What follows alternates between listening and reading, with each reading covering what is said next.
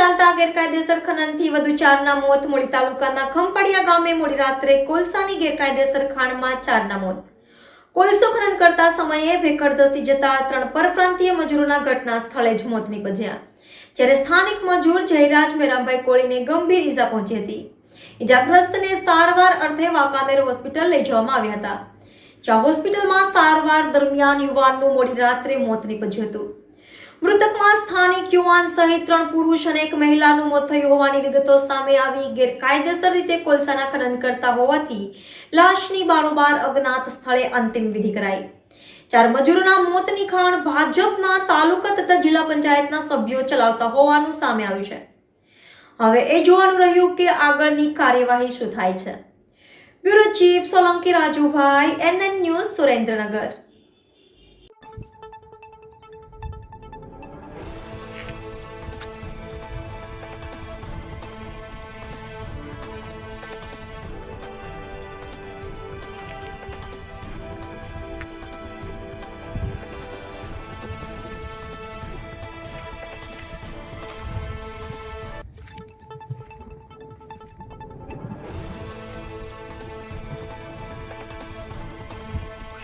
નમસ્કાર, હું અમૃતભાઈ મકવાણા, સુરેન્દ્રનગર જિલ્લામાં આજે મૂળી તાલુકાના ખંભાળિયા અને ગઢડાની સીમની અંદર ખનિજ ચોરી જે ચાલે છે એમાં 3 મજૂરો દટાઈને મૃત્યુ પામ્યા છે।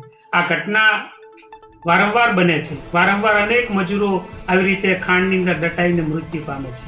માન્ય કલેક્ટર સાહેબને મેં ફોન કરીને જાણ કરી કે સાહેબ, મૂળી તાલુકાની અંદર આવી રીતે 3 મજૂરો દટાઈને મૃત્યુ પામ્યા છે, ત્યારે એમની પાસે મેં પૂરતો પોલીસ બંદોબસ્ત માંગ્યો કે મને અહીંથી પોલીસ બંદોબસ્ત આપો તો હું પોલીસ બંદોબસ્ત સાથે સ્થળ ઉપર જઈને આપને બતાવું કે આ મૃત્યુ મજૂરોના કેવી રીતે થયા છે। માન્ય કલેક્ટર સાહેબે કમનસીબી એ છે કે એમને મને પોલીસ બંદોબસ્ત પૂરો ના પાડ્યો। અત્યારે સુરેન્દ્રનગરની અંદર સાયલામાં, થાનમાં, મૂળીમાં અને આજુબાજુના વિસ્તારોની અંદર છેક વઢવાણ સુધી બેફામ રીતે ખનિજ ચોરી ચાલે છે। વર્ષે 100થી વધારે મજૂરો આવી રીતે દટાઈને મૃત્યુ પામે છે, છતાં પણ પોલીસ તપાસના નામે માત્ર નાટક કરે છે।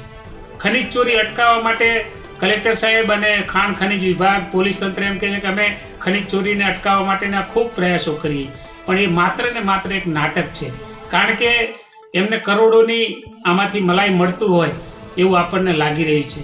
બાકી તંત્ર ધારે તો ખનિજ ચોરી અટકાવી શકે છે। આભાર।